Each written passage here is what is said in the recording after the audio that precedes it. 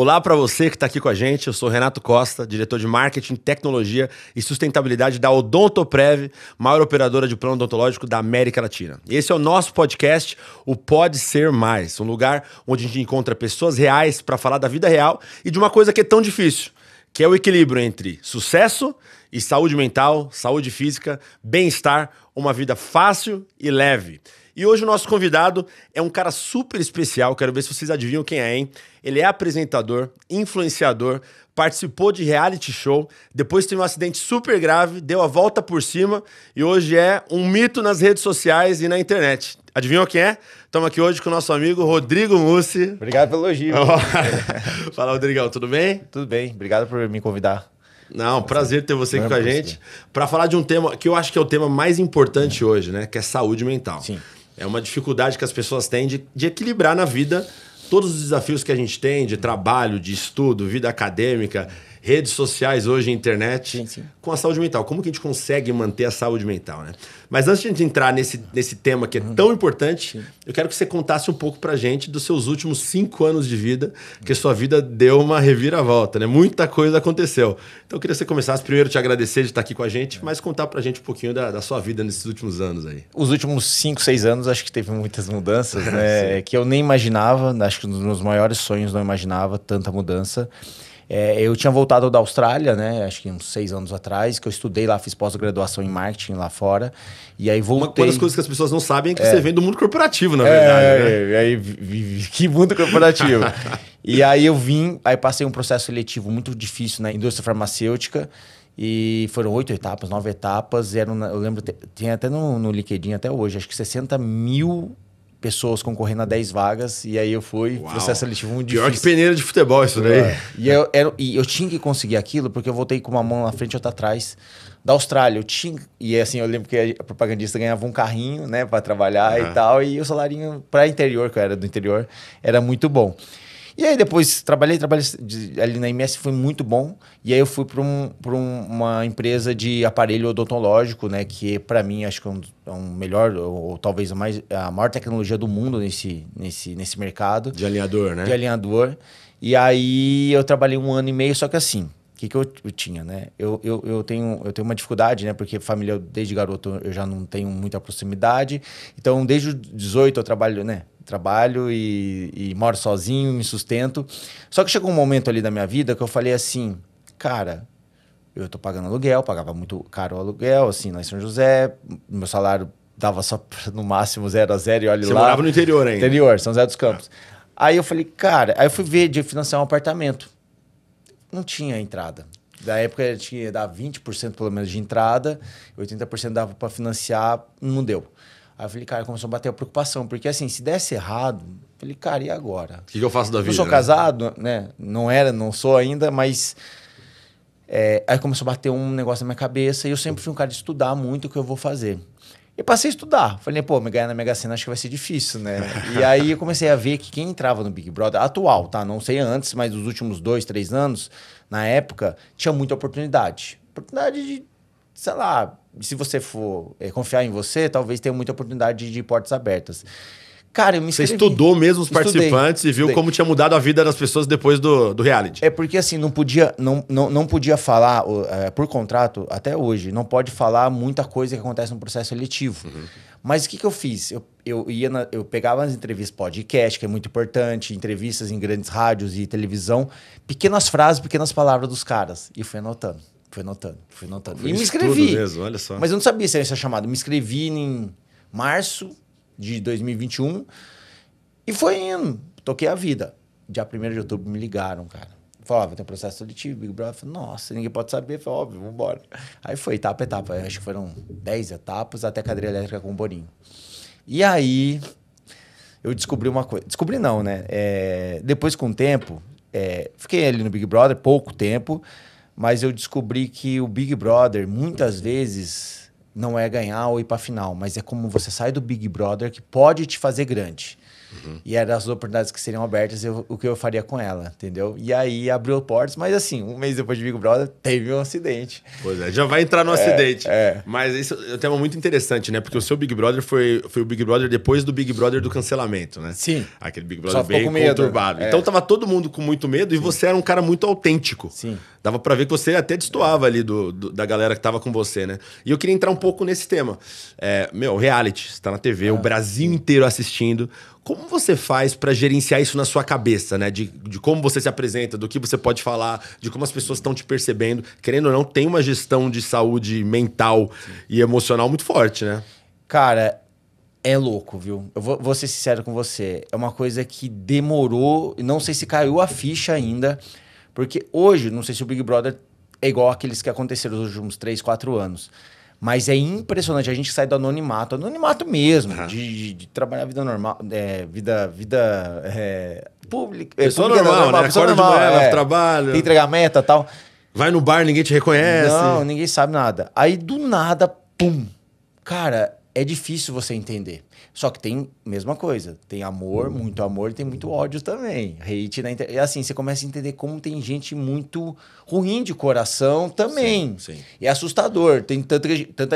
Odeia por nada, né? Não, odeia por nada. E tem muita gente que entrou em depressão.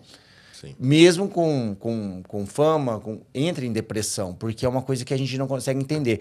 Eu ainda repito, eu acho que quem entra já famoso tem um pezinho na frente ali, porque já entende como é que é. Mas nós, do anonimato, nada. Zero. Sem assessoria, sem saber o que vai fazer, quem falar, quem responder. Começa a responder qualquer um ali, sem saber se é jornal. Aleatoriamente, né? É legal. E a saúde mental, eu queria que você comentasse um pouquinho pra gente como é dentro do programa. Porque você tá ao vivo. Tem psicólogo lá dentro. Tem lá dentro? Tem. Você consegue fazer terapia lá dentro? A cada 2 dias, só que ela não pode dar informação, né? Tipo, o que tá acontecendo fora. É só você. Só que eu lembro muito porque eu tava muito ansioso. Me pegou muito. E assim, se eu pudesse, falou, Rodrigo, o que você mudaria? A ansiedade. Entrei pra jogar, porque 1,5 milhão pra mim valia muito dinheiro. Sim. E aquilo ali era um sonho. Nunca cheguei tão perto mudar de minha dinheiro. vida, Nunca cheguei tão perto de 1,5 milhão na vida. E aí fui pra jogar, porque eu achei que o jogo tava muito parado, as pessoas cantando musiquinha na piscina, tal. E aí eu falei, cara, eu vou tentar jogar pelo menos. E aí acho que fui muito ansioso. E a psicóloga, que eu tava muito ansioso mesmo assim, eu prestava atenção, ela falava para segurar um pouco a ansiedade. Se eu tivesse prestado atenção em alguns detalhes que ela me falava, talvez eu tentava mudar ali dentro do jogo. Já ficaram até um pouquinho mais, talvez, né? Exatamente. Mas, beleza, vamos fazer essa pergunta para você, que eu acho muito interessante, né? Como você definiria, então, o Rodrigo antes da fama e depois da fama? Porque o BBB mudou completamente. Você não consegue sair na rua hoje sem alguém te identificar, né? Cara, eu posso dizer, do Big Brother... O que a fama traz de bom e o que a fama traz de ruim, né? Na verdade... Eu acho que o acidente foi maior que a minha participação no Big Brother. Eu posso dizer, é o que eu mais aprendi, tá? Antes e depois, até chegar ao Big Brother. Eu achava que sucesso era aquilo. Big Brother, ser famoso, talvez ganhar uma publicidade ou outra de dinheiro. Mas eu descobri que sucesso, para mim, era quão alto eu podia saltar quando estivesse no fundo do poço, que era depois do acidente. Aquilo, para mim, foi o mais forte de tudo. E para mim, sucesso era aquilo do Big Brother. Não era. Eu fui aprender que sucesso é quão alto a gente consegue saltar quando tá no inferno, no fundo do poço.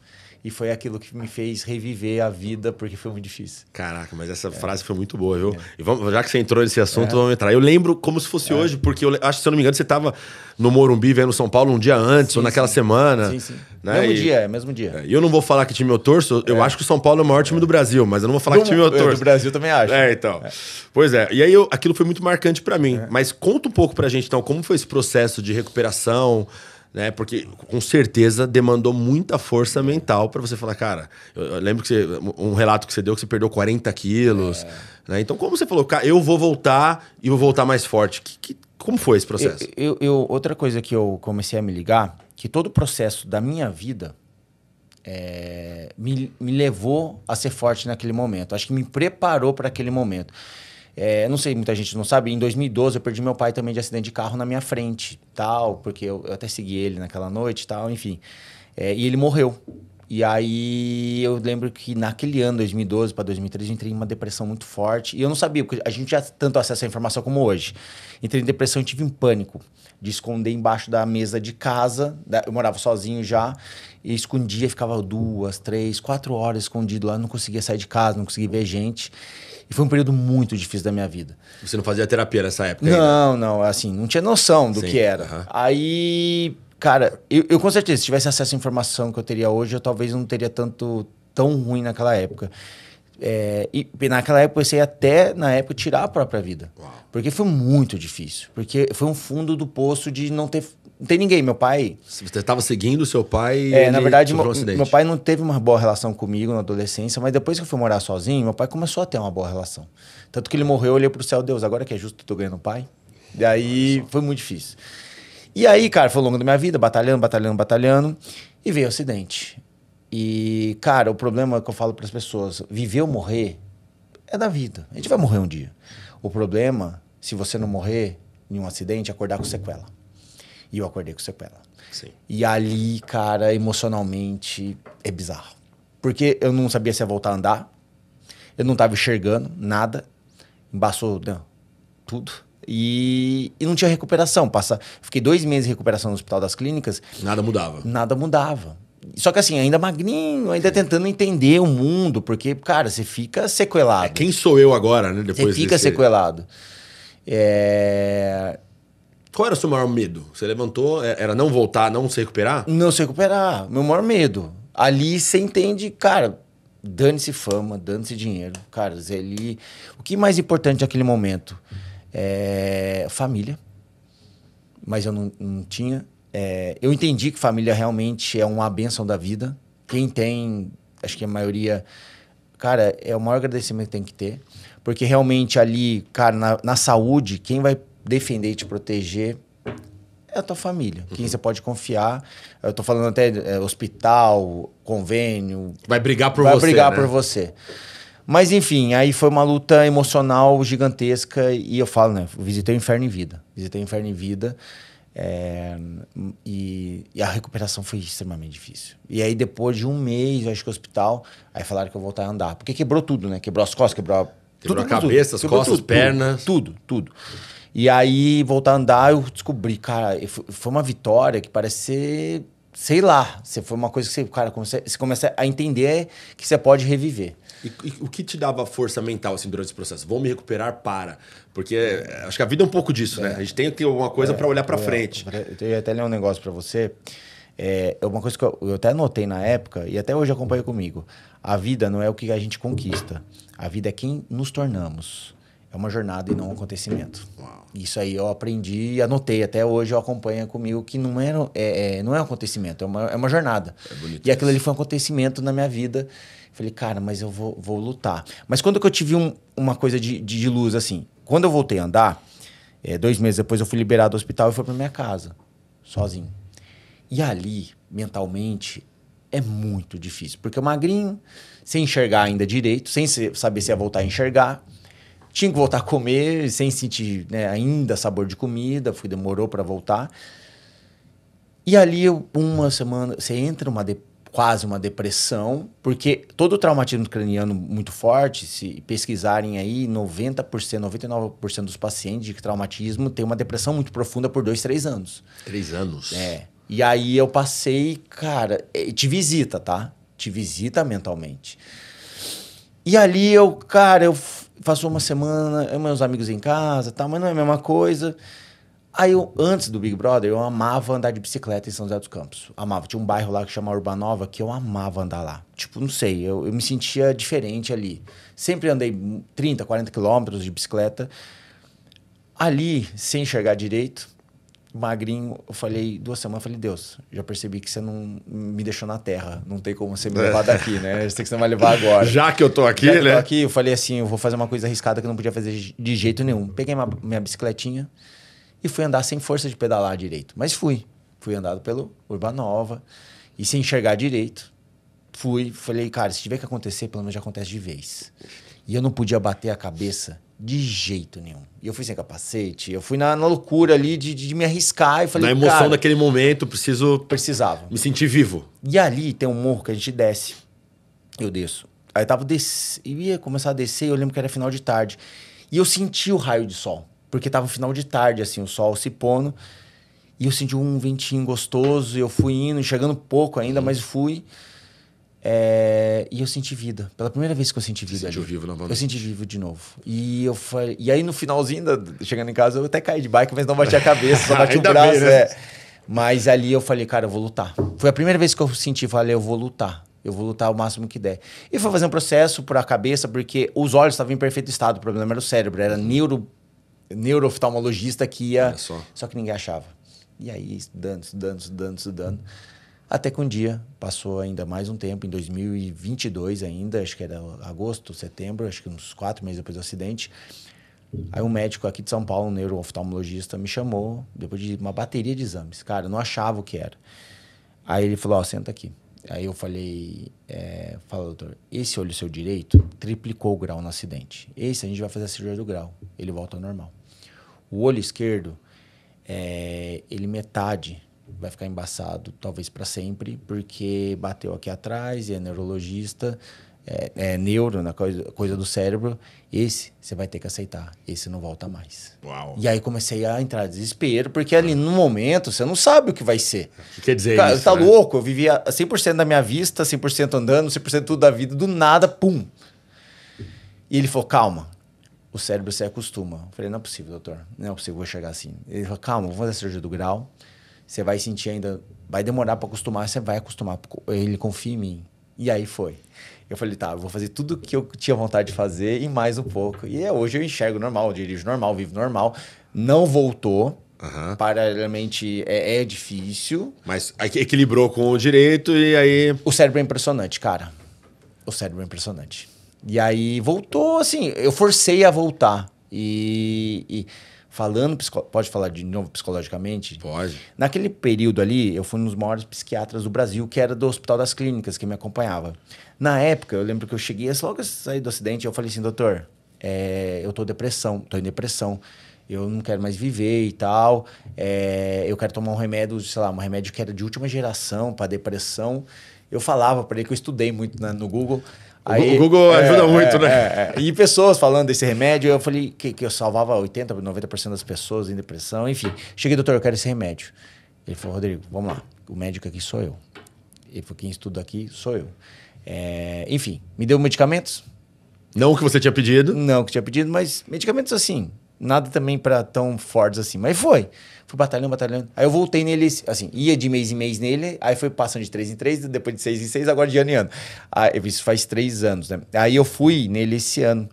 E eu fui na mesa dele, eu lembro que ele ficou muito, tipo, em transe, assim, de cara. Eu sentei e falei, doutor, tudo bom? Ele falou, tudo bom, tal. Ele logo de primeiro, ele falou assim, cara, é impressionante. Ele falou, é impressionante. Para mim, médico, te ver 2 anos, 3 anos depois desse jeito. Ele falou, te acompanho um pouco, viajando, trabalhando, fazendo. Normal, 90 quilos. Porque ele falou, realmente, eu achei que poderia entrar em depressão profunda. Mas sabe o que você sentiu quando você veio lá na primeira vez, que você queria depressão, que você queria aquele remédio? Você não estava em depressão. Você tinha uma ansiedade gigantesca de voltar a viver, porque você, que eu estudei você, desde a sua infância, você gostaria de ter o controle da sua vida. E quando você não tem o controle da sua vida, te bateu uma ansiedade. Mas olha que coisa doida da vida. A mesma ansiedade que você sentiu foi a mesma ansiedade que te salvou para tomar o controle da sua vida e ter esse cara que você tá aí. Bicho, é de arrepiar. De arrepiar. E aí foi uma coisa que me marcou também. A ansiedade por 2 lados, como ela é usada, pode ser diferente. Incrível. Olha, essa história é muito legal. Eu nunca tinha ouvido você falar exatamente essa frase, né?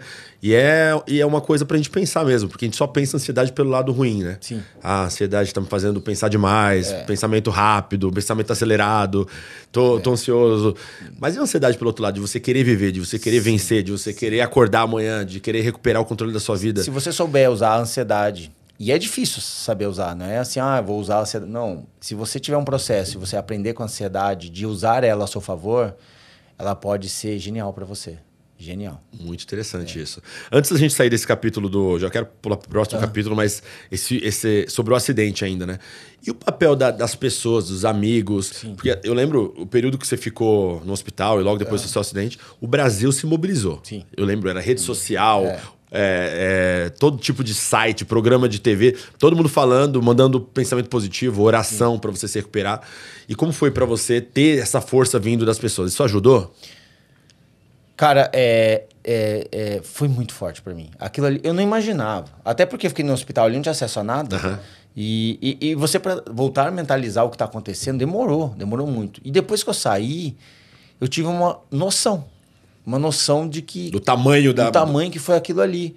E eu queria entender de cara, por que teve esse tamanho todo? Eu sou um cara normalzinho e tal, quem eu sou na fila do pão? E foi um amor, assim, uma empatia muito forte na época. E que eu, assim, até falo assim, hoje, eu oro, né? Falo com Deus, eu falo assim, Deus, Senhor, eu não oro por mais dinheiro, eu não oro por trabalho, eu oro, falo assim, Deus, me usa para o bem. Me usa para devolver todas as bênçãos que eu tenho. Me ajude a impactar a vida das pessoas. Se eu sair de casa amanhã, me ajuda. Me ajuda. O que me dá prazer hoje é saber que eu posso devolver de alguma maneira para a sociedade aquela que orou por mim. E eu queria muito isso do Senhor. Tipo, que você me desse... Eu falo assim até para Deus. Deus, me conceda sabedoria para repartir as bênçãos que eu tenho. É isso que eu mais oro todos os dias. Incrível. É bonito isso, realmente. Porque no final das contas, a gente tá aqui para isso, né? A vida é para isso, para você abençoar outras pessoas, para você usar a bênção que tá na sua vida para abençoar outras pessoas. Sim. Se a gente fizer isso, com certeza o mundo fica mais fácil Seja com conhecimento, seja com bom dia, seja financeiramente, qualquer que seja, você pode impactar a vida Não das só pessoas. Financeiramente, as pessoas acham que é, não é. O seu podcast, por exemplo, assim, óbvio que existe, né, um mercado tal, mas, cara, pode impactar muitas pessoas. Talvez tem muita gente que eu assistia podcast, que faz uma diferença na minha vida que eles não têm a noção.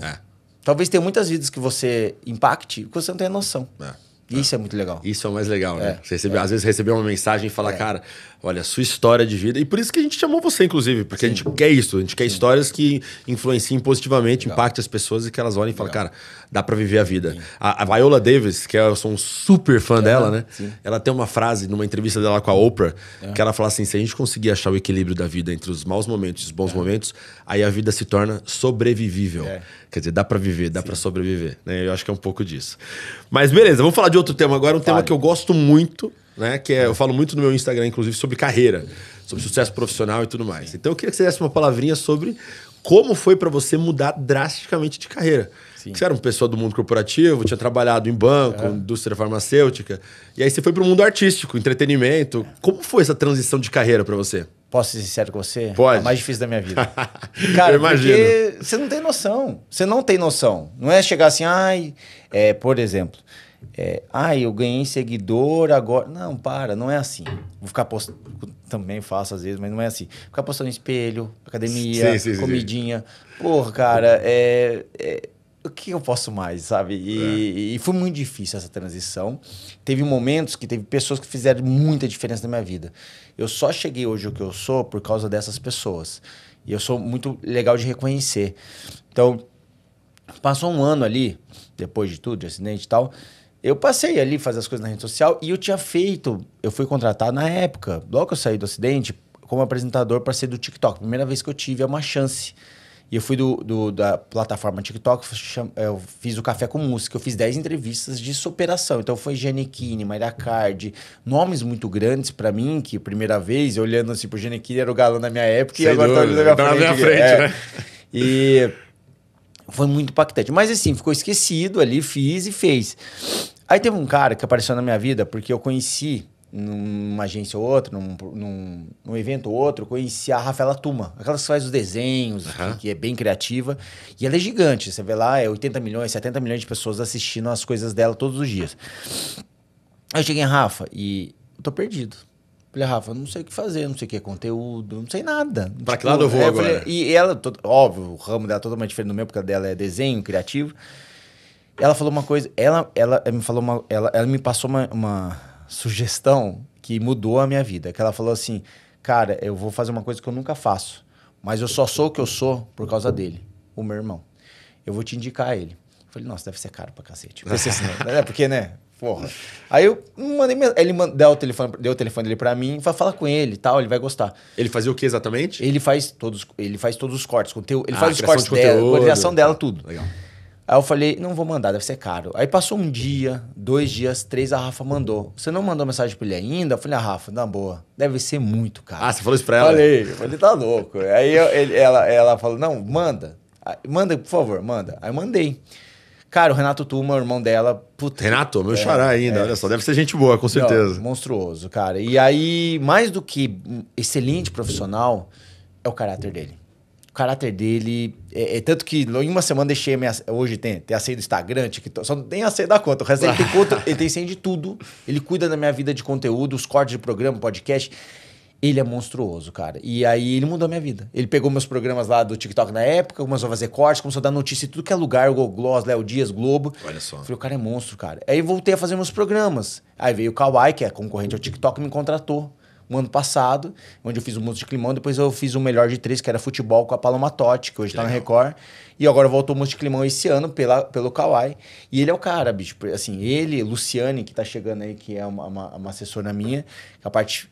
olha que legal, ela foi a minha gerente em 2007, 2008, né? Gerente que eu falo, trabalhando no banco. Tá brincando? Eu era estagiário dela. Não acredito. Eu era estagiário dela e ela sempre cuidou da minha vida financeira coitada, vida financeira pobretaça. Né? Aí ela foi seguindo esse processo, tadinha, na vaca magrinha. E aí, quando vem as vacas gordas, não pode esquecer das pessoas que te ajudaram, né? E aí não, aconteceu. Aí, como eu gosto desse mundo empreendedor, e eu montei uma empresa, fora esse mundo de influência, apresentador, eu montei um programa.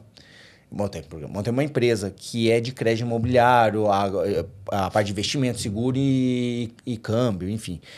E eu chamei ela para ser sócia. Porque ela era de um outro banco, agora ainda trabalhando, cuidava da minha conta. Falei, Lu, você é muito boa tecnicamente. Caráter também, para mim, acho que eu falei assim, tecnicamente a gente treina as pessoas, mas sim, caráter a gente não treina. E ela virou minha sócia, então o Renato hoje é meu sócio, a Lu é minha sócia, a gente faz em toda a parte comercial, minha, Rodrigo Mussi, e da minha empresa, que chama Abra.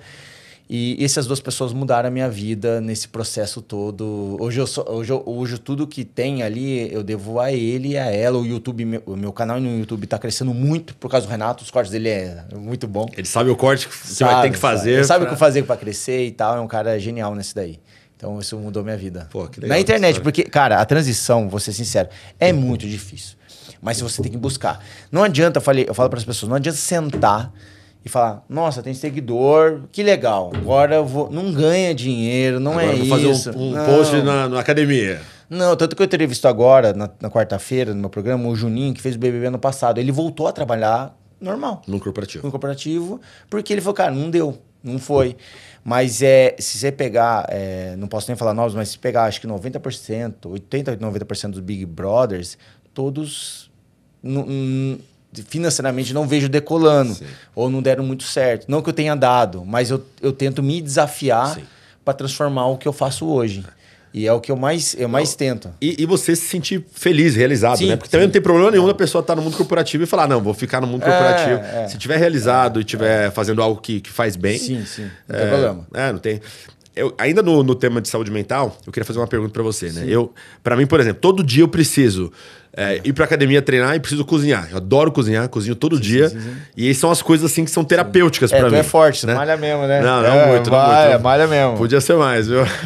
Mas são minhas terapias, né? Eu preciso... eu fico lá cozinhando, às vezes eu chego cansado do trabalho segunda-feira à noite.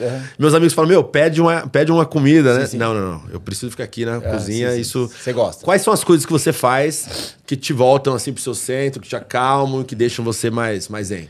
Cara, olha que loucura. Eu falo isso, o pessoal acha até que é brincadeira, mas não é. Cara, o que mais me acalma, o que eu gosto, o que mais me dá prazer hoje é fazer o meu programa, trabalhar. Olha só. Roteiro, convidado por convidado, trabalhar com a minha equipe. Cara, uma coisa que... Até estava na semana passada entrevistando o Guilherme, e uma coisa que a gente estava falando, e é muito verdade. Não é o quê, é com quem que dá prazer. Não é o quê. É isso. É com quem. Isso é o que mais eu aprendi nesse processo dos meus programas, das minhas coisas. Cara, é muito gostoso. Trabalhar com o meu time, com aquela equipe, eu aprendo, a gente evolui. É o que mais me dá prazer. Amo outras coisas, amo sair, amo um bar, amo estar com os outros amigos que eu falo, que tem amigos separados, né? Tem amigos do trabalho que eu tenho muito prazer, são todos casados ali, tem uma vida com filho. É mais light, né? O rolê com eles é mais eu tenho uma vida com outros amigos, que é mais de sair da noite e tal, que eu gosto também. Então eu gosto muito de comunicar, de falar, de conversar, de sair. Não se gosto conectar muito, com as pessoas. Não gosto de ficar muito sozinho em casa, gosto de me conectar. É uma coisa que me dá muito prazer. Mas o programa hoje, os meus programas, na verdade, é o que me dá... É gostoso.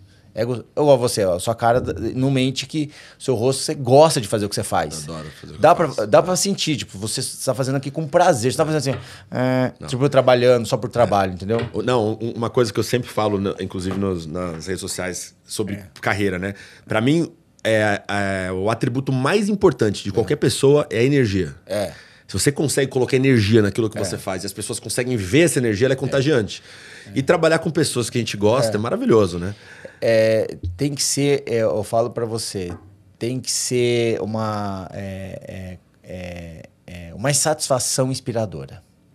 Eu tenho uma insatisfação, não por uma parte ruim da insatisfação, mas é de inspirar as pessoas de querer mais. Isso. Tem que ter uma insatisfação de você estudar mais, de você pode ser mais, viu? Pode ser mais. Sempre pode ser mais. Sempre pode ser mais. Mas se você tem que ter uma insatisfação, não seja uma satisfação, né? Não uma satisfação ruim, que eu quero falar, uma satisfação que inspira as outras pessoas a crescer. Sim. Porque, cara, eu falo, por exemplo, você está aqui, não pode mais. Se fosse fácil fazer um podcast, qualquer um faria. Se você não estuda, se você não se prepara, se você não se comunica bem, você não está aqui. Então, assim, se você está aqui porque você estuda, porque você é diferente, porque você é um apresentador. Se qualquer um faz isso, se fosse fácil, qualquer um faz. Qual a diferença você tem aqui?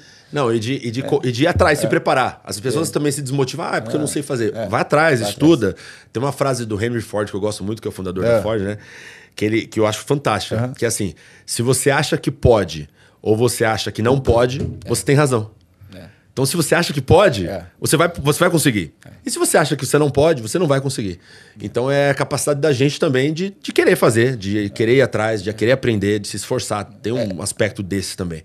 Eu aprendi que a psicologia me fez mais... procurar a psicologia te faz sábio, não te faz um fracassado. E isso eu acho que tem caído o tabu, né? Que antigamente você sabe como é que era. Ainda bem, principalmente homem, né? Homem é forte, não pode falar de sentimento. Que isso. Meus amigos, toda semana eu falo com a Paula, eu falo a Santa Paula, minha psicóloga, já há muitos anos, né? Aí toda vez que eu comento com meus amigos algum problema, eles falam assim, já comentou isso com a Paula? Sim. O que a Paula acha disso? Cara, é isso, terapia salva vidas mesmo. Salva vidas. Se for uma pessoa extremamente profissional, técnica, porque assim, tem profissionais e profissionais. Como em toda a área, né? Toda área. Procurando um bom profissional faz diferença, e muita diferença emocionalmente. Cara, o que eu gosto de fazer é ler, eu acho que faz diferença pra mim. Trabalhar.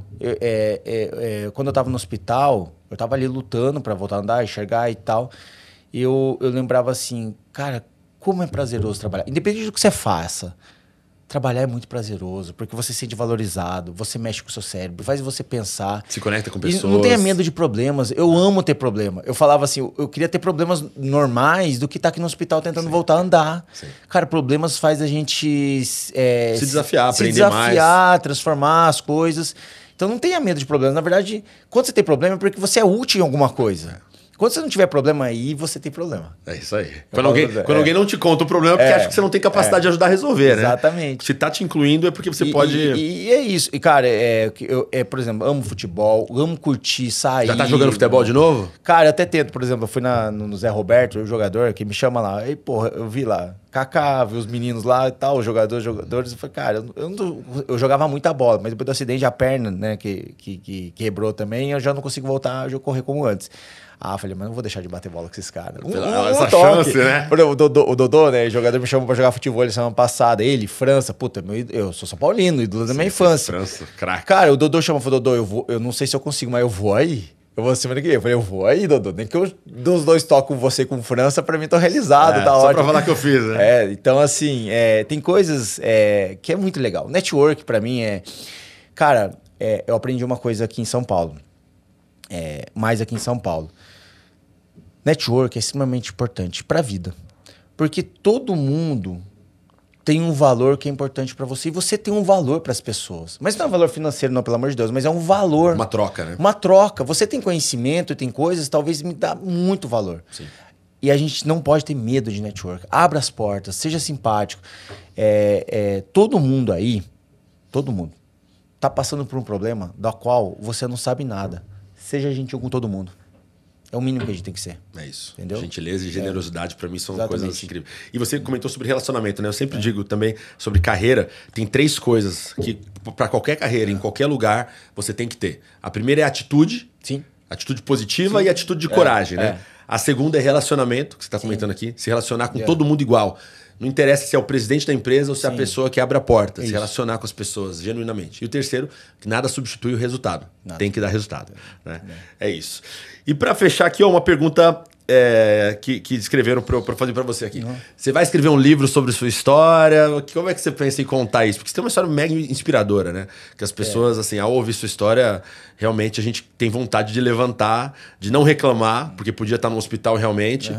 E se a gente está aqui porque a gente tem chance de viver. O que você pensa em fazer com essa história? Eu recebo muitas mensagens de fazer livro e tal, muitas mensagens, mas eu sempre respondo: calma, ainda tô na metade do meu livro. É isso. Vai ter que ter outra edição depois, né? Se fizer agora. Calma que eu tô na metade do meu livro. Deixa ele mais pra frente, aí talvez eu pense em algo que seja para inspirar pessoas, para mudar a vida de pessoas, impactar a vida de todas elas. Esses dias eu tava, depois do Réveillon, eu fui pra Caraíva, na Bahia. Cara, eu recebi uma mensagem tão linda ali, eu lembro, me marcou, dia 2, dia 3... uma pessoa mandou, até hoje aqui, mandou do nada uma mensagem gigante, assim, falando: cara, eu tava com as minhas amigas, só que eu não tive coragem de ir lá falar e tal, né? Enfim. Você não tem noção do quanto impactou a gente ali. Porque a gente tem nossos problemas e a gente viu você sorrindo, brincando, com seus amigos, tomando sua cervejinha. E eu falei para as meninas, falei: cara, olha esse cara, olha o que ele passou, olha ali. Olha ele vivendo, sorrindo, curtindo. E eu tô com um problema que eu achei que era difícil, mas ficou tão pequeno te ver ali que foi muito forte para mim. E aquilo ali para mim foi, cara, foi algo... Eu nem conheço a pessoa, nem sei, mas o que foi forte para mim, enquanto a gente pode mudar, impactar a vida das pessoas sem saber. Isso é muito legal. E talvez o livro, eu falo assim, tá na metade ainda da minha vida. Talvez o livro um dia saia. Não sei se vai sair, mas se sair ainda... Calma, deixa eu Eu queria uma cópia autografada, hein, tá quando bom, sair. Vou deixar. Esse ponto de viver a vida é muito interessante também. Né? Minha psicóloga fala uma coisa que falou para mim uma vez uma coisa que me marcou muito. Que quando... eu não lembro qual que é o pensador, mas quando a gente acabar a nossa vida, a primeira pergunta que Deus ou alguém vai fazer pra gente é o seguinte: fostes você... Né? Fostes Rodrigo, você viveu a sua vida? Sim. Ou você quis sempre ficar agradando outras pessoas, ou ficar fazendo, se preocupando com coisas que não precisava? O importante é a gente viver a nossa vida da melhor maneira que a gente pode. Né? A vida precisa saber que você quer ela de verdade. A vida precisa saber Vive que você com quer. Força. Ela precisa saber que você quer ela de verdade. Vai com tudo. É isso aí. Não tenha medo. Muito bom, muito bom. Ó, o último pedaço aqui, eu quero fazer algumas perguntinhas para você agora. Manda. Tá? A primeira é a seguinte: sua última refeição, qual seria? Assim, ó, tá no corredor lá da morte, vai morrer, a última refeição, o que você comeria? A última refeição da última? Da última. Cara, eu sou apaixonado por hambúrguer. Hambúrguer? Hambúrguer. Nossa, essa é a minha resposta. Todo mundo me critica quando eu falo isso. Não, eu assim, faço uma dieta, tal, mas quando eu fujo um pouco, cara, eu falo: eu posso escolher um hambúrguer? Porque, cara, eu amo. Mas acho que é por isso que o hambúrguer dá tanto prazer, porque a gente não come toda hora. Não Você come. faz dieta. Não. Na hora que come o hambúrguer, é aquela... Eu faço uma dieta restrita porque eu sou metódico, sou chato comigo mesmo, eu falo para as pessoas, ninguém me aguenta, de verdade. Meus amigos, às vezes eu tento separar um pouco no trabalho, eu sou muito organizado, sou muito chato. E na vida pessoal, às vezes eu levo isso pra mim. Então, horário, meus amigos ficam loucos comigo. Não, disciplina, pelo amor de Deus, fantástico. É chato. E aí na refeição, na dieta, eu sou muito comigo mesmo. Então seria um hambúrguer, batata e tomaria o quê? Um refrigerante. Refrigerante. Tá, beleza. Boa. Sem açúcar. Sem açúcar? Zero, né? Zero. Não, mas é o último. Pode tá bom. Você libera, tá bom. Tá liberado. Seu lugar favorito no mundo? Onde que você já viajou que você fala: cara, esse lugar eu voltaria assim agora. Se pudesse me teletransportar, estaria lá agora. Cara, um lugar que eu gostaria, que eu vou voltar esse ano, é San Diego, na Califórnia. Boa. Que é algo diferente, assim. Não, aquela a praia Santa Mônica, Santa Bárbara, Venice legal. Beach. Santa Bárbara é uma delícia, Nossa, cara. é maravilhoso. É realmente. maravilhoso. Então, assim, um Maravilhoso. lugar que eu gostaria, o último, assim, de visitar San Diego nos Estados Unidos. Legal. Muito bom. Sua pessoa favorita no mundo? No mundo, Ou o maior ídolo, maior inspiração que você tem assim? Não precisa ser uma pessoa próxima a você, não. minha maior inspiração, cara, sendo bem sincero, é o Renato e a Luciane. Pelo legal. caráter deles. Pô, e que prazer, né? Que suas maiores inspirações estão do seu lado. Do meu lado. São os dois. Pelo caráter dos dois, é algo que me impressiona. Que bonito. Tinha me falado assim, relacionamento meu de namoros, nunca deu muito certo, não. Mas assim, Somos dois, viu? Aí a Luciane, até uma vez estava conversando comigo, ela falou assim, sabe o que eu tenho mais medo? De você, de novo, sei lá, quebrar a cara, não dar certo, até porque, né, sei lá, vai que você casa, não dá certo, porque você já tem um processo de trauma de família. Esse é o meu medo. Eu falei assim, Lu, esquece, eu já tô calejado. Disso aí eu tô calejado. Sabe o que me dá mais medo?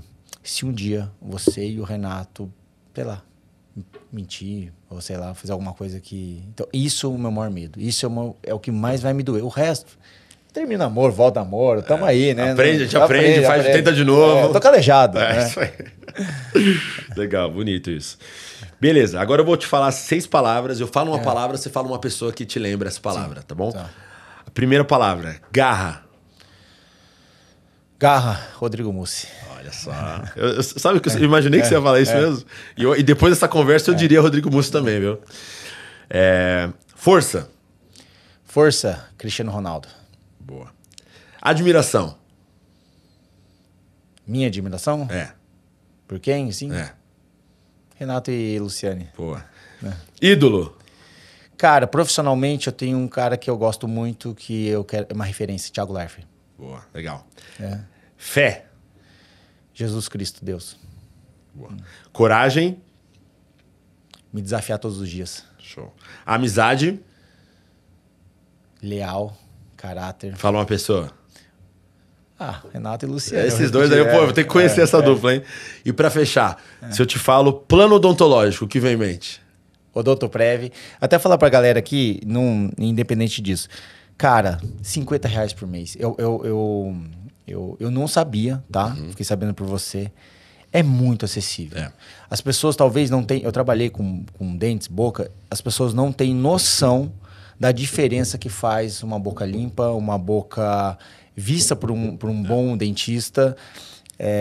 Limpa, que eu falo... todo mundo tem tártaro, cárie e tal. Mas o sorriso, os dentes limpos, faz muita diferença.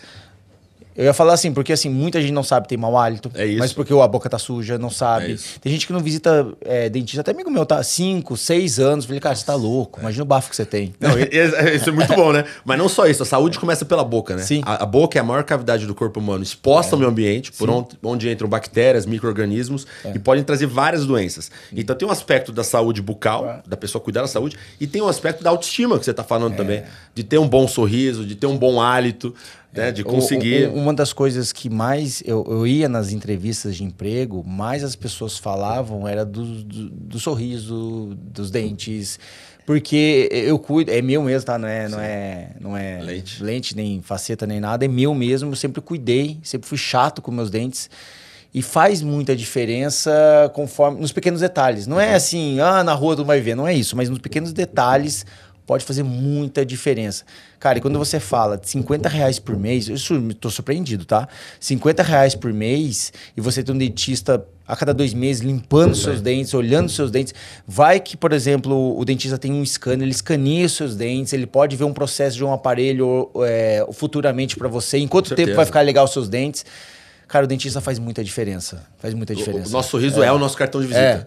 Não tem como. Então, cuidar da boca faz toda a diferença. E eu falo para todo dentista, cara, fala pro seu paciente. Fala porque quanto mais os amigos do seu paciente souberem, mais gente você vai ter no seu consultório.